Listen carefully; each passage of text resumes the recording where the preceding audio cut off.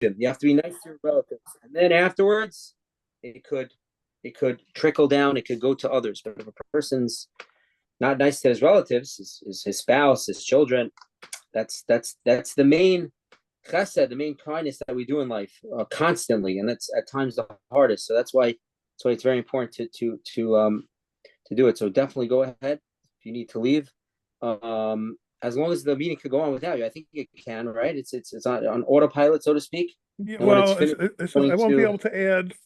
I won't be able to add anybody, but we have our core group now. But I invited some people, and they won't be able to get on. But oh well.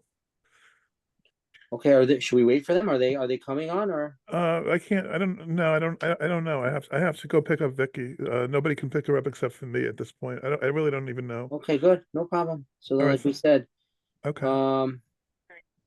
Okay, fine. So let's start. And we have a lot of Rabbi Pincus, Rabbi Shimshon David Pincus, the rabbi of Ofakim. He passed away in 2001. He was a Kabbalist and a Talmudist. He was a very great rabbi, Rabbi Shimshon David Pincus, and we have a lot of his Torah tonight, Baruch Hashem. So let me pull up the. Let me just first pull up the art scroll. Pull up the. Okay, here we go. Okay. Let's pull up the screen. Please let me know if there's any issues with the sound. We're trying to fix it. Let's do a screen share. Here we go. Okay. So we are up to another double portion, Behar-Bechukosai, and we do it's Shabbos Chazak. We say Chazak, B'nis Chazek. Maybe we strengthen and strengthen. May Hashem strengthen us. We'll get strength. We go from one strength to the other. And it's very important to feel accomplished when we finish learning an entire book of the Torah. And we need to strengthen ourselves to move onward and to always feel new and fresh when we're learning the portion, the parsha, because the Torah is like it's endless. The wisdom is endless. It's das elokis, so it's godly knowledge. So that's what we have to always keep in mind. So Parshas Behar is the portion that speaks about the mitzvah, among many other mitzvahs, the mitzvah of Shemitah. Hashem spoke to Moses on Mount Sinai, saying, "Speak to the children of Israel, say to them, when you come into the land that I give you, the land shall observe a Sabbath rest for Hashem." So we have Shabbos during the week, the seventh day of the week, and we keep the Shabbos, and it signifies and we bear witness that there is a creator in the world. And Hashem is not only the creator from always, but he's Mechadesh Tamid, Mechadesh B'chol Yom Tamid Ma'aseh Bereshis. Hashem is renewing constantly the act of creation every single moment. There is no autopilot. Hashem is giving the universe and everything in it, human beings, everything in it, life, every single moment. And that's one of the 13 principles of faith, of Hashgacha Pratis, that God is Hashem alone is leading, is, and always lead, right? And he is the one that makes everything, causes everything into being. So we have the Shabbos every single Saturday, but we also have a Shabbos rest for Hashem. 6 years, you may sow your field. 6 years, you may prune your vineyard. You may gather its crop. But on the 7th year, and of course, this mitzvah is only in the land of Israel. The 7th year is a complete rest, whereas Shabbos in the calendar, every Shabbos, every Saturday is wherever a Jew is in the world. The 7th year, a complete rest there shall be for you. For the land, the Shabbos for Hashem. Your field you shall not sow. Your vineyard you shall not prune. The aftergrowth of your harvest you shall not reap. The grapes that you're keeping away you shall not pick. It shall be a year of rest for the land. The resting of the land shall be yours to eat for you and for your slave and for your maidservant, for your hard worker. Anyone can go take it. For the animals, the one who resides with you, and your animals, the beast that's in your land shall be your crop, be to eat. That anyone could could eat it. You shall count for yourself 7 Sabbaths of a year, 7 years, 7 times, right? So then there's a cycle, and then the 49th year, 7 times 7, 7 cycles, and then you shall sound a broken blast of shofar, and this is the Yovel year, right? Yom Kippur, right? Sanctify the 50th year. Crossing Jeror Ba'aretz, you proclaim freedom in the land.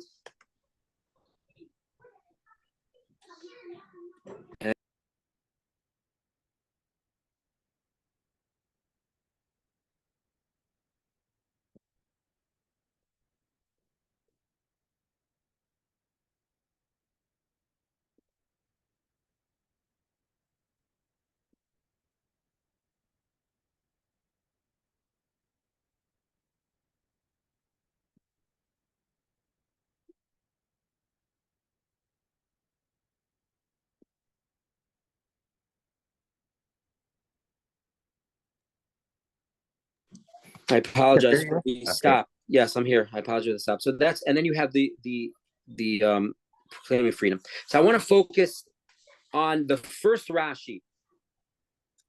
The first Rashi on the Parsha. Here it is.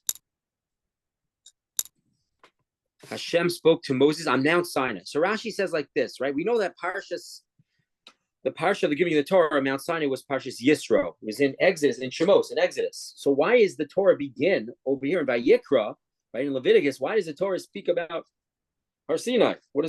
And a very famous line that Rashi says, Ma in Shemitah Eitzel Har Sinai. In English, we say, what does that have to do with the price of tea in China, right? When someone says something that nothing to do with the topic at hand, what in the world are you talking about, right? So this is, in Hebrew, it's called Ma Inyan Shemitah Eitel Har Sinai. What is the matter of Shemitah doing next to Mount Sinai? Why does the Torah say Mount Sinai? In the context of the laws of Shemitah. It says Rashi, every single Torah portion of the entire 5 books of the Torah could start with this preface, right? That Hashem spoke to Moses on Mount Sinai. There's a whole Torah was given on Mount Sinai.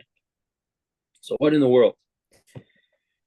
Ella, says Rashi, Ma Shmita, just like Shmita, Nemru Klalo Seha, Uprata 70 to Sinai. All of its details, it's down to define minutiae, all the laws were given out Mount Sinai. Afkula, and so too with all the commandments, Nemru Klalo saying it to Kayan. Sinai, Misina, they were said by Mount Sinai. Right. So Rashi is saying basically on a simple level that it's a dogma, it's an example. It's a dogma, it's an example that just like Shemitah, all of its details, even though it's not in Parshas Yisro, the portion dealing with the giving of the Torah, but so too every single portion. Why Shemitah? Shemitah is just one of the mitzvahs. There's a fascinating Vilna Gaon. The Vilna Gaon says something which is astonishing, and it's a Vilna Gaon on Mishlei. The Vilna Gaon has a fascinating pirush, fascinating commentary on Mishlei, which he says like this. This is the verse. It's chapter 22, Chavez, Pasuk 19, Yotes. Says the Vilna Gaon, Leos Bashem. So King Solomon writes, Leos Bashem mivtachecha, hodaticha yom af ato. Right? Let your trust remain with Hashem. I have made this known to you today, you also. Let your trust remain with Hashem. I have made this known to you today, right? To you today, you also. So the Vilna Gaon, here's the commentary of the Vilna Gaon, right at the top we just read. Says the Vilna Gaon over here. It's a small piece over here, but let's read it here. Leos Bashem miftachecha. K'moshe Kasel, it says in Tehillim, in Psalms, Ayin Ches. Vayakom edus b'Yaakov, the Torah some b'Yisrael, right? Right? The testimony was given, right? He got up, he gave to Jacob, and the Torah he placed to Israel. Shotzivas Abosenu, that he commanded our forefathers, Lodiam, to make them known to their children. Laman, in order, by Yasimu Be'Elokim Kislam B'Lo Yishkachu, right? That we shouldn't forget Hashem. We should guard his commandments. We shouldn't think it's just an old edict. It's an ancient text. No, it's for every generation. And it's for us as well. Perish says it on the Gaon, Vayakam Eidos, Him Neviim Uksuvim, and he established for us his testimony. Those are the Neviim, the prophets, and the writings, the Torah, and the Torah, Hu Torah. That's the Torah. Some Yisrael he placed with the Jewish people, with the Jewish nation. Says the Vilna Gaon, and it says Lios Bashem Mitachecha, that we should, in order that we should trust in your God, in Hashem, even our generation. Says the Vilna Gaon, Ve'ikar Nisina So HaTorah, the main purpose of the giving of the Torah, Yisrael, to the Jewish people, who Kidei was in order, Sheyasimu B'tchaynam Hashem, that you should trust, you should place your trust in Hashem. That's the purpose of the whole Torah. Trust in Hashem. We should do the mitzvahs as best we can and have trust in Hashem. We shouldn't try to make our own calculations. We shouldn't try to think. We should just trust in Hashem. Live your life that Hashem is leading it, even though we don't see it, even though it's not clear. Of course, that's why we have free will. If it was clear, then even the most wicked person in the world would only do the will of Hashem. Because of course, you're crazy if you don't. But it's because Hashem conceals. It's a world of tremendous concealment. Hastar Shabbasoich Hastar. It's a concealment within a concealment. So now our purpose, says the Vilna Gaon, is that Hashem gave us a Torah that we should trust in Him. As it says, "V'yasimu be'elokim kislam."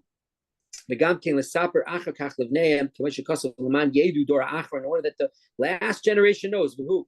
This is he says the main purpose of it all is to have complete trust in Hashem, the security in God. That is included in all the mitzvahs. Whenever we do a mitzvah, we're relying on Hashem. We're showing that we trust in Hashem.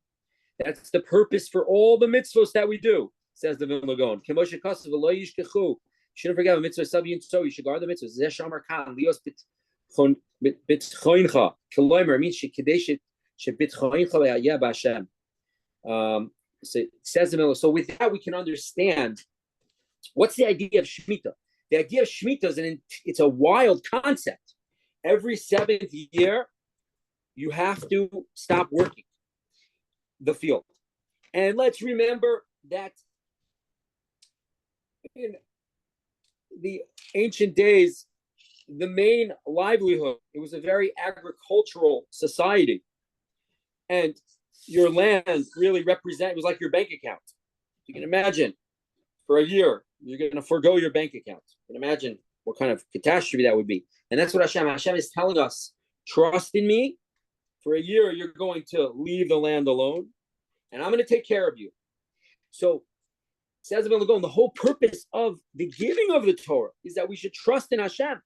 So it is very apropos, it's very fitting that the portion which deals with the Shemitah, which deals with the fact that even though we work the land, even though we do our best to make a livelihood, at the end of the day, really at the beginning too, we don't really always see it though, but we recognize that it's really Hashem that's in charge. However hard we work, it's Hashem that decides what happens, the outcome, whether the person's going to get the client, whether the client's going to stay with them, whether their boss is going to do this or that. It's not up to us. We can do our ishtadlus. We're supposed to try. Hashem wants us to try, just in order that it shouldn't be a miraculous, our livelihood shouldn't be miraculous. Hashem doesn't want us to rely on miracles, so we have to try and work that it shouldn't be a miracle when we get our livelihood. But we have to recognize, and that's the a bit of a difficulty in life, where we sometimes think it's me that is my vigor, my strength that's making it. I'm so smart, I'm so talented. And we have to recognize, first of all, it's Hashem who gave you the talent and the wisdom. It's Hashem. Your brain works only because Hashem decides. Your heart pumps every single moment because Hashem decides. And second of all, it's really not true. A person could be a very smart person, a very talented person, and doesn't always mean that he's going to be successful in a certain area. It's up to Hashem. So we see that the Torah prefaces Shemitah, which has to do with relying on Hashem, with Mount Sinai, because says the Vilna Gaon, he's talking in a bit of a different context. He's not talking about Shemitah, but with the concept that the whole purpose of the Har Sinai, the whole purpose of Mount Sinai was in order to trust in Hashem. Okay, let's go to the next part. Shemitah is spotless l'ratzon Hashem. Shimshon Pincus quotes and we're just sticking with Reb Pincus tonight, his commentary on the Parsha, and he quoted what Rashi, which we just said. So says Reb Pincus, Milvad Pirsha Pasha Shel Drasha Zu. Besides the simple explanation, Shatorah Bolam Danish Shekol Pratu Pratu Mitzvahs Kulam Kibalanu Mepia Kodesh Baruch Hu Sinai, that every single detail was received on Mount Sinai. That's why the Torah prefaces Mount Sinai with Shemitah. Yesh Oid Remez Bezeh Shekol Mitzvahs Hukshu Mitzvah Shemitah. All to remez that all the mitzvahs are connected with Shemitah. Shekei Mitzvah Shemitah He Mitzvahs Miyuchadus Mil Bein Mitzvahs HaTorah V'Hi Harinas Iris Kol Mitzvahs Kulan. It sheds a light and it shows all the mitzvahs. The mitzvah of Shemitah. Yedua Sha'am Yisrael B'Eretz Yisrael Hu Misparnas and Beker Mechak Loyos K'Mavur Pa'amim Rabbi Shabracha Shemavtiach Rosh Baruch Shmiras Mitzvahs He V'Nasati Gishmecham B'itam.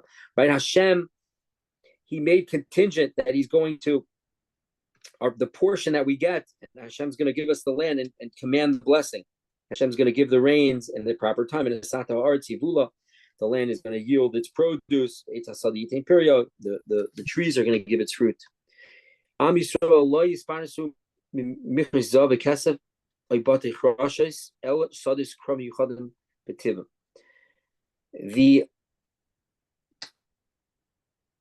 The main blessing, which we find throughout the Torah, is not gold and silver. It's an agricultural type of blessing. And he speaks about it again later on. When Shabbos comes and a person rests from doing work, from being creative, right? The 39 principles of work, of being creative in the world. There is an expression of, okay, Hashem is in charge. One day a week, I'm not going to work, and it doesn't matter. I don't have to go to work. Hashem's going to take care of me. Even if I don't mow the lawn on Saturday, it's going to be fine. I don't need to go out. It's okay. Hashem's taking care of me. That's the expression when a Jew keeps Shabbos. When a Jew keeps Shabbos, he's demonstrating, it's okay. I can work 6 days and one day, and nothing less is going to happen to me. I'm not going to get any more. I'm not going to get any less. As a matter of fact, the opposite. I'm going to get more, because the Shabbos is a Makor HaBracha. Birchas Hashem, He Tisasher. The blessing of Hashem is what makes wealth. From your hand is wealth and honor, and from your hand makes anyone great or strong. That's from Chronicles, right?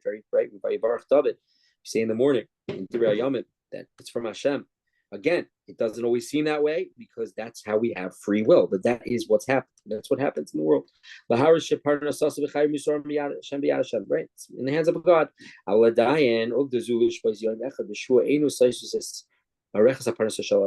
If you take off one day, it doesn't show that a clear demonstration that you're in Hashem's hands. Your livelihood's in Hashem's hands, because at the end of the day, there are a lot of people that don't go to work. Let's say on Sunday, people don't go to work, right?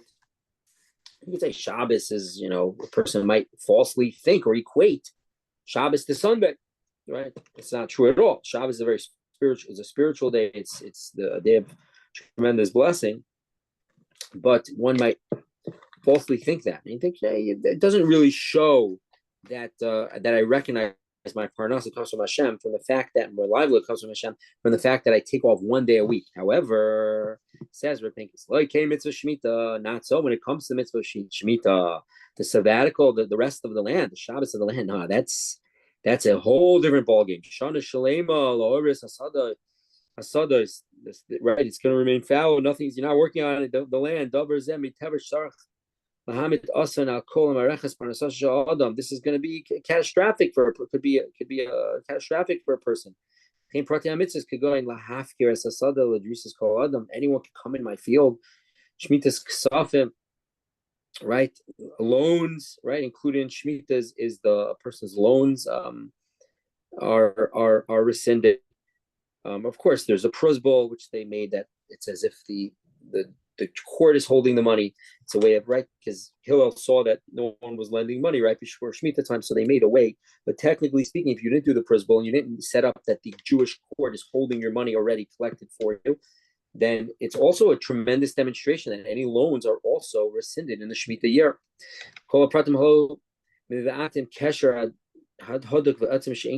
This is a tremendous demonstration.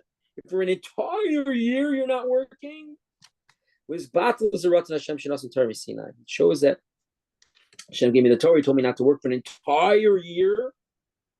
I'm going to take off from work a whole year, and then I'm going to open my warehouse. Anyone can go in my warehouse and take some merchandise, and then I'm going to come back and start my business again. Good luck with that. You come back, the whole place is going to be barren. They're going to stake everything from you, right? Person, nope, it's Hashem. Hashem is in charge, and the following year I'm going to go back. It is my property, it's still my property, but I'm going to start my field again. And even though people went in and the animals, I didn't stop anyone from taking. I'm going to be okay. That is a tremendous expression of trust in Hashem. We learn from this all the other mitzvahs. A person can ask, Lama lo yigat esmo l'shir b'Torah. Oiseli pegisha chashuva b'Tel Aviv. Lama brachas b'Boker f'nei Gemara Tefila. Icharti lokam v'yisi chayev l'oret shaloi la'achra saki giyotz v'zeh digmos l'rav l'moris mitzvahs hein be'etzem shnuis v'chishuvin etzleinu l'mis chashivus el yoinish al parnas betenu. Right? We have this by throughout our day, right? How come a person's not learning, or he's running from prayer? Right? He's running, right? We have to learn all the mitzvahs from Shemitah. When you pray, set aside time to pray. I don't have any time, I have to work. Why aren't you going? Why aren't you praying in the morning? Why are you learning Torah? I don't have any time, I have to work, right? Says Reb Pinkus, no. You're going to get what you're supposed to get, and nothing's going to be lessened from what you're going to get from Hashem by you doing the right thing, by you doing what Hashem wants us to do. Again, sometimes the Yitzhahara, evil inclination, comes and paints a picture. Are you kidding me? You're not going to get it. You're going to first pray in the morning, you're going to get to the office an hour later. What do you think that's going to work for you? Right? The Yitzhahara paints a bleak picture because it's a challenge for us, the test for us. But we have to remember and we have to recognize we don't lose out. We learn from Shmita. It's all an expression of our understanding. We're nullifying to Hashem. So too it's with all the mitzvahs. Aleinu l'das. We have to know. Shein mitzvahs Hashem. He's providing for us. We have to recognize we're in this world to connect to Hashem. Later on in our portion, the verse is going to say, you're going to ask, what am I going to eat if I keep the Shemitah? We're not planting, we're not gathering our produce. Says that verse, God says, I will command, I will cause in nature. In natural means, God doesn't have to do miraculous. Hashem has endless ways of helping us. Hashem has in natural ways. Hashem has normal, natural ways to help us. It doesn't have to be miraculous. Just because we don't see it, that doesn't mean anything. Hashem has endless ways of helping us. So Hashem says, I'm going to make sure that the 6th year is going to be a tremendous surplus. Koloimar. Adirab. It's the exact opposite of what you think. Dafka mitzvah shmita may be bracha yosim mikol mitzvah satire. This, it brings tremendous blessing. By not working the land that year, brings even more blessing. I trust in you, Hashem. I'm giving over my business to you.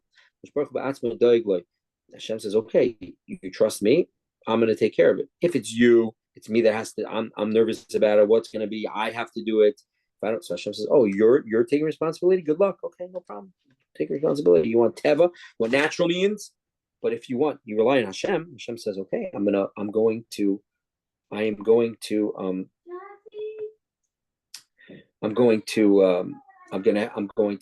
you. I'm going to help you because you're relying on me. Hashem helps you. Hashem himself, as if to say, right? God himself is helping you when you rely on Hashem. So too, right? What am I going to do? I have to leave early, right? Or how am I going to learn so much? I have to support myself. You should know Hashem is going to take care of you, right? That right, and that's also right. We'll continue. We're not going to finish the last couple lines, but that's the idea that he's saying over here. We have to recognize again, this is a challenge we all have because the Yetzer Hara, the evil inclination, wants to paint a picture. He does not want us to learn. He doesn't want us to daven and pray. He wants us to, oh no, I have to do this, I have to do that. If I don't do it, nothing's what's going to be. It's like that, and we have to recognize that, like the Mishnah says in Pirkei Avos, whoever is makabel old Torah, accept the yoke of Torah, then Hashem. Ma'avir of Ol Malchus Hashem, right? A person has, and the Bartanura says, a person has a blessing. Hashem blesses his parnasa, his livelihood. He doesn't have to work so hard. Sometimes people don't have to work so hard, and things fall into place. Sometimes people try, they're working, and nothing seems to be working, right? And we don't know the reasons, calculations. Hashem, we have to do our best in life. We have to try and do our best, but recognize that Hashem is in charge. So by doing the right thing, by doing what Hashem wants us to do, we do not lose out. A person does not lose out in life when he does the right thing, when he does what Hashem wants us to do throughout life. That goes with interpersonal relationships as well, relationships with others. Not to have chanifa, flattery. Flattery is a prohibition in the Torah. Flattery is when someone's doing something wrong, but you're scared of the person, so you sort of downplay it, or you say they're not doing anything wrong when really they are. And we have to recognize, don't be afraid of anyone. Hashem is in charge. Again, easier said than done at times, but this is what the mitzvah is. This is what it's all about. Let's move on. I don't hear anyone stopping, so I'm assuming everyone can hear me crystal clear. Okay.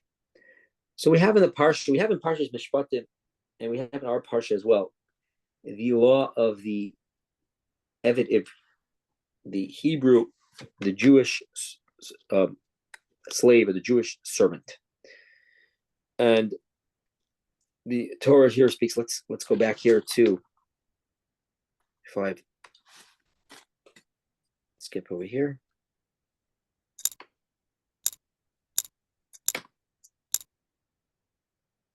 Wish there's a faster way.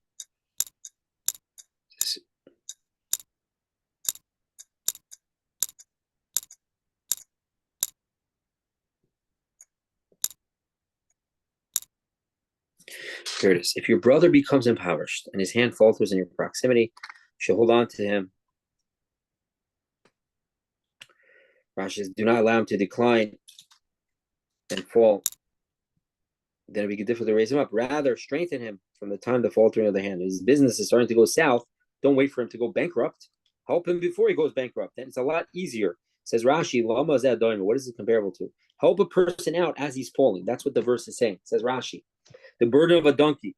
While the donkey is still standing in its place and he begins to slip off, a person can grab hold of it, set it in its place. But once it's fallen on the ground, 5 people can't set it in its place. It becomes much more difficult. That happens with another person. So let's help each other before that goes there. So they can live with you, right? He should live with you. Do not take interest, right? We have a prohibition from taking interest. Neshach. Neshach means, they translate interest. Neshach really means to bite. It bites because interest bites. Person is very hard. He can't pay back the loan. He's got a 25, 35%, APR. It's very difficult. It bites, tarbis, and increase. And again, this is also connected with our parsha. It's very fitting that the prohibition of lending your fellow Jew with interest is in the parsha of Shemitah, because it also shows that we trust in Hashem. Hashem's going to take care of us. Says, what do you mean? I'm going to let my money I could invest. So if I'm giving it to you, I want interest, because I could use that money to invest. And if I'm not using that money because I'm giving it to you, so let my money make money. That's not how it goes in life. Hashem says, no, it's prohibited to charge a Jew with any interest. It's prohibited for a fellow Jew to take a loan from his fellow Jew with interest, for both people, for both parties. You shall fear Hashem. Says Rashi, since a person's mind is attracted to interest, right? And money in general, sometimes we find people, we make all sorts of stupid mistakes because Taivas Mammon, because of the desire for money, and also immorality, and taivas nashim, to act immoral, to act in with the passions incorrectly, and and when it comes to money as well, both of those things are liboy chaimed. A person's heart is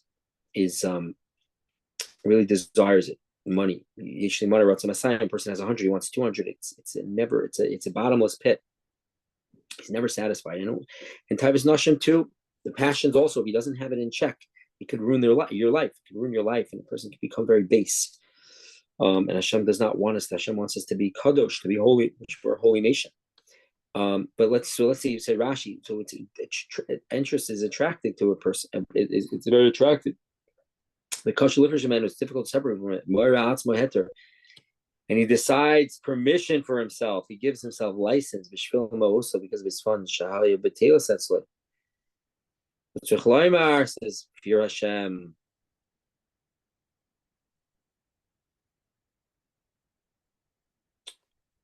Okay, and the Rashi continues. Okay, so let's continue over here.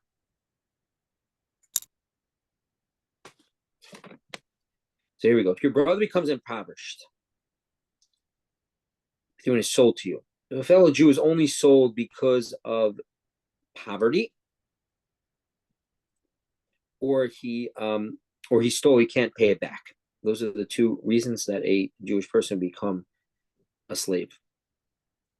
So the Torah says, "Lo sabad bo avodas aved." Do not work with him slave labor. Like a hard laborer, a resident shall he be with you. Until the yovel shall he work with you. Right? He shall lead with you. Right? He shall return to his family. For they are my slaves. The Jewish people we're the servants of Hashem. And a Jew cannot be sold. We're deeply connected with Hashem. Every single Jew is very connected with Hashem, and it's impossible for that bond to be broken. And if a person's an eved, he's a slave or a servant to a basar adam, to another mortal man, the person might think, oh, where's this connection to Hashem? So that's why the Torah says it's only temporary. If God forbid a person's in that terrible predicament, it's only temporary. But the Torah says something fascinating over here. You're not allowed to work him as a slave labor. Rashi says, avodah shel genai, demeaning labor, by which he can be identified as a slave. Shall not carry the master's clothes behind the master to the bathhouse. Should not put the master's shoe on the master. Things that we think are maybe parav, are neutral. Torah says no.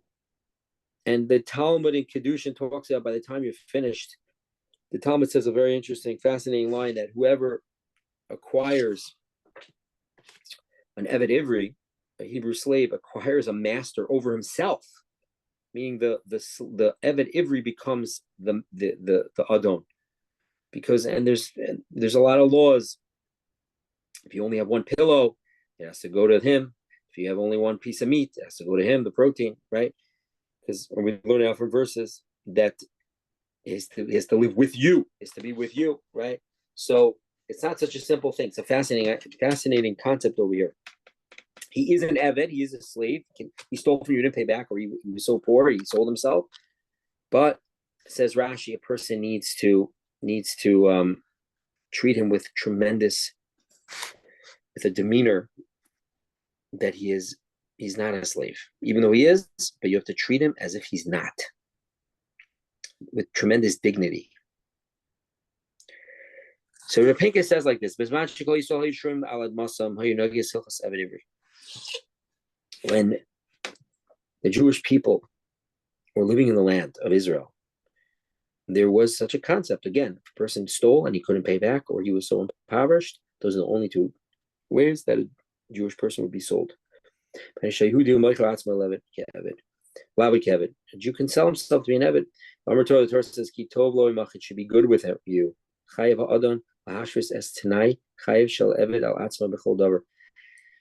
what I was talking about. If the master has fresh bread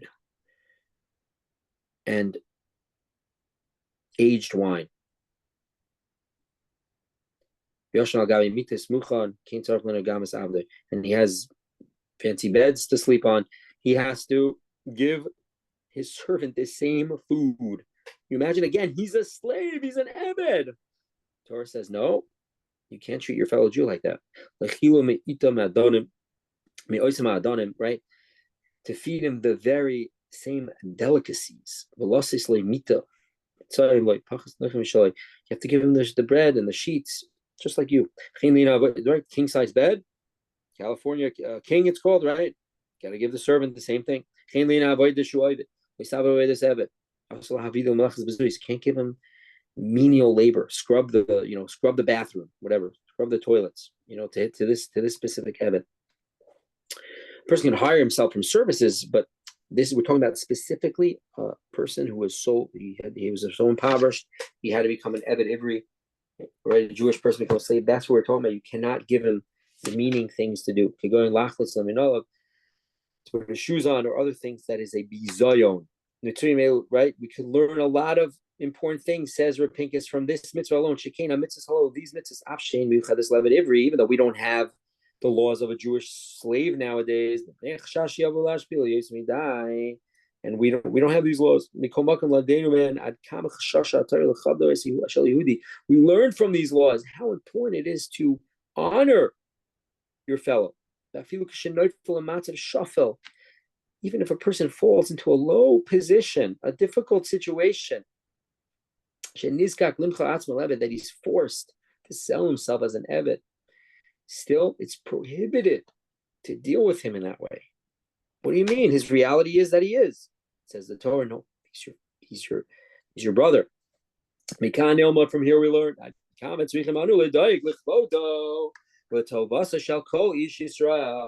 a person has to worry for his fellow's honor, and that it should be good for him. Kol Yehudi hu ben Melech. Every Jew is a ben Melech. He's the son of the king. Yes, you have to honor him like royalty. Kasher Moshe Rabbeinu is Koya Amar Hashem B'ni B'chayri Yisrael. So it says in Shemos and Exodus, Hashem proclaimed, the Jews are my firstborn. This announcement, when Moshe Rabbeinu says, my firstborn are the Jews, is not only for Pharaoh. He was talking to Pharaoh. But for each and every one of me, Tanu, for each and every one of us. How should we treat each other?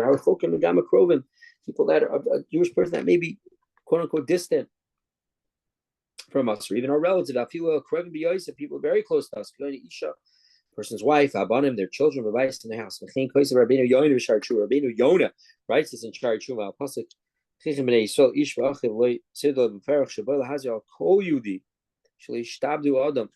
Person shouldn't, your fellow Jew, you shouldn't treat him in a way that's not befitting.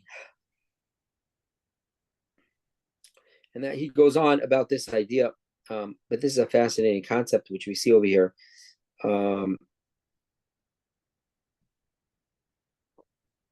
we treat our fellow Jew, so important, and so much so we had 2 weeks ago Parshas Kedoshim, and it says, "V'havta shall love your fellow like yourself."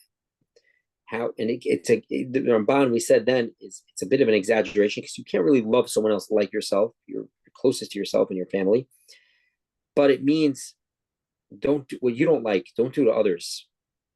How you like to be treated, treat others the way you like to be treated. If you don't like something, then try your best not to do it to others. That's what it means to love your fellow. And that's Rabbi Akiva said famously, is that Klal Gadol B'Torah. This is a great principle in Torah. And we see it here as well. We see it not in the context of interpersonal relationships, where Pinkus is bringing out this idea. Rabbi Yonah says it too, that right, who's a Rishon, is way before the Pinkus, but it's this concept that we see the emphasis the Torah has even to someone who's impoverished and had to be sold into slavery, that you still have to treat him with the utmost dignity. With tremendous dignity. The Gemara says, the Tosfos says in Kedushin, let's say you only have one piece of steak. Tosfos says, So now either I'm going to eat it or my Jewish slave is going to eat it. Huh? Come again? What? We only have one piece. Meaning, I understand if I have plenty of meat, so I can't be eating meat, steak, and my Eved Ivri, right? My Jewish slave is eating a tuna sandwich. Fine, you have enough steak for him. You have to give him those. But let's say I only have one. Says Tosfos, you have to give it to him. You can't eat it. The master Adon cannot eat it. You have to give it to the Eved.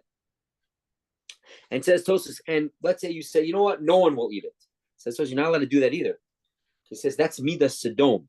That's how in Sodom, that's how they treated each other. If I can't have it, no one gets it. Says Tosfos, that's a terrible trait to have. If you don't have it, no one gets it. So says Tosfos, that's what the Gemara means, that Mashakana Eved, Kana Rabba Atzma, a person that acquires a Jewish servant acquires a slave for himself. The truth is, even a non-Jewish servant it's not as nuanced. The truth is, because right, the Jewish nation, we're one soul, and we're all family. That's how we have to look at our fellow Jew. But even a non-Jew, and when there was slavery in the olden days, we can't really relate to it. We don't have it nowadays. Hashem doesn't want us to have it nowadays, of course. If we're not doing it, we don't do it. It's prohibited to have slaves nowadays, of course. But the concept from thousands of years ago is there. But even a Canaanite slave, even a non-Jewish slave, there's so many laws how we have to treat every single human being. Now, if you injure him, he goes free. You're not allowed to hurt him. You're not allowed to kill him. It's like murder. You don't have shalita over him in that sense. That you could do whatever you want to him. Not at all. And we see that the sensitivity the Torah has, how to treat other people, The Gemara says, if someone says good morning and you don't respond, you're stealing. You stole his good morning from him. He said good morning, right? And you didn't answer back. You didn't say hello. You didn't show a smile. The saver upon him yafis. Show a smile to your fellow, right? Even Jew and non-Jew. Be pleasant.